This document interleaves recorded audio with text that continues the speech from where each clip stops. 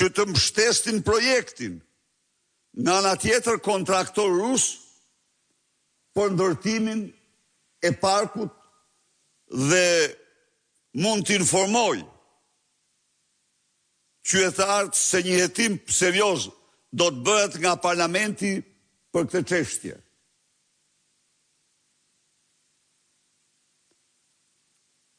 Në dosjen Balluku, nga 6.500 mesazhe, 3.800 janë të Edi Ramës. Në një aspekt, Balluku është thjesht një shërbëtor e tij, mirë t'i bëhet.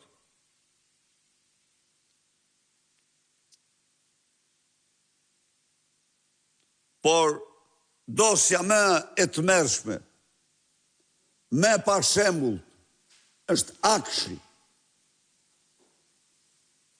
Është Akshi, dosje me Akshi me të cilin Edi Rama plaçkiti nëpërmjet Bazhanakut me qindra tendra sekrete në kundërshtim me ligjin, qindra milion euro. Jo vetëm kaq, por aty me Ergys Agasin, mirëlindën e Akshit, plaçkitën të dhënat personale të gjithë shqiptarëve. Dhunë në kontroll, cilin do shqiptar dhe të huaj që dëshonin.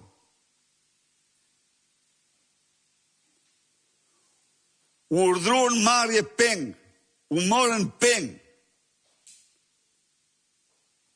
u emruan dhe u shkarkuan ministra që të gjitha në përputhje me interesat kriminale Rama Agasi.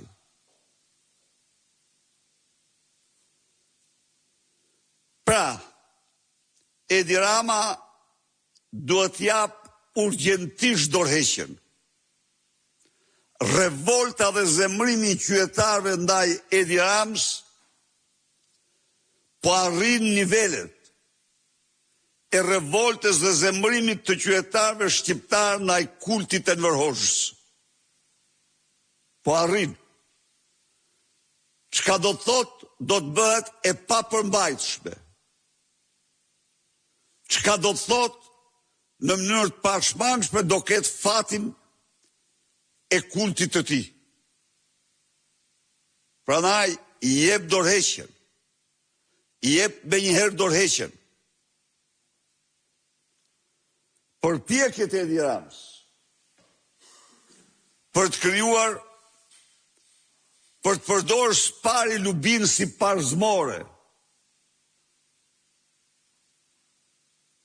për të mbrojtur Lubin, për të mos i hequr imunitetin, për të mos e shkarkuar. Nuk janë gjë tjetër vetëm përpjekje për të mbrojtur veten e tij.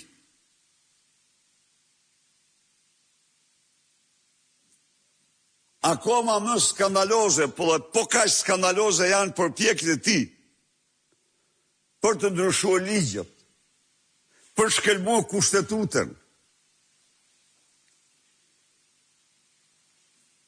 për të cilësuar si persona të pa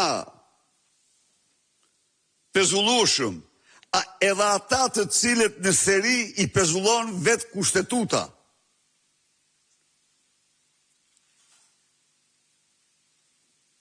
Vetë kushtetuta ka parashikuar pezullimin e tyre nga detyra. Dhe kur kushtetuta parashikon pezullimin e tyre nga detyra, të gjykatës së lartë, sa po të vihet të ndjekje penale, të gjykatës kushtetuese, të kryetarit kontrollit lartë të shtetit, të avokatit të popullit, parashikon procedurën e shkarkimit të presidentit Republikës. Edi Rama është i pashpresë, i dështuar. Asnjë ligj të tillë shqiptarët nuk do ta pranojnë. Tani, nëpërmjet zëdhënësit të tij, Baton Stanisic informon publikun se ka normen ta mendoj kodin në të cilin të shkelmoj me dy këmbë kushtetutën dhe nenet e saj që garantojnë barazin para ligjit qytetarëve shqiptarë. Tani ai thot, një lloj si në veprat e Orwellit, se të gjithë jemi të barabartë në fermën e derrave, po disa derra janë më të barabartë se tjerët. Kështu ka përgatit projekt ligjin për të mos lejuar arrestimin e zyrtarëve publik pa një vendim të formës prerë të gjykatës. Dhe të gjithë të tjerët po.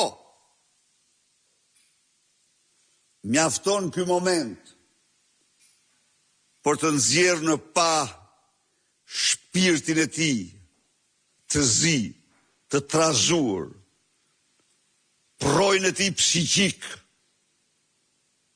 që s'njeh as i kufi, as i limit. Harron që për këtë qëllim janë prek koka mbretërish, shekuj më parë. Harron se para ligjit ka shekuj që qytetarët konsiderohen të barabartë. Por të gjitha këto, Edi Rama duhet largohet me njëherë nga pushteti. Denoj me forcën më të madhe qëndrimin dhe urdhën e tij dje ndaj vasalëve të tij që të mos votojnë kërkesën e prokurorisë për heqjen e imunitetit Lumi Ballukut. Të dashur qytetarë dhe qytetare, ky është rasti i tretë në të cilin Edi Rama është vetë direkt i implikuar.